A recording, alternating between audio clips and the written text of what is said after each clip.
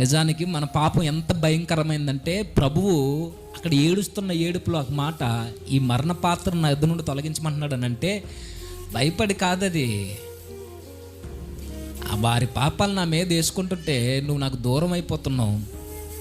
మాటలు మీకు అర్థమవుతుందో లేదో తెలియదు, కానీ తండ్రిని కుమారుని దూరం చేసి అంత దుర్మార్గులమైన మనం పాపులము. తండ్రి తన ప్రియ కుమారుని చేతిని వదిలేసేంత దుర్మార్గమైన ఆలోచనతో నిండిపోయింది మన బ్రతుకు. అక్కడ మొదలైంది సిలువ బలియాగం.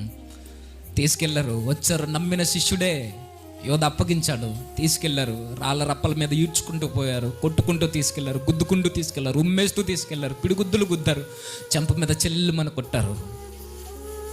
ఇవన్నీ మనకు చెబుతున్నాయి నువ్వెంత ఘోరమైన పాపివురా అని.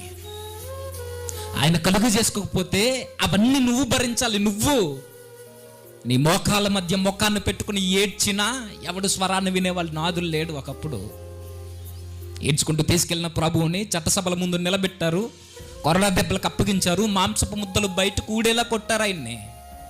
ఒక్కొక్క దెబ్బకి 100 గ్రాముల మాంసం బయటకు ఉబ్బుతుందే, అది మనం చేసిన పాపపు నేరపు శిక్షది.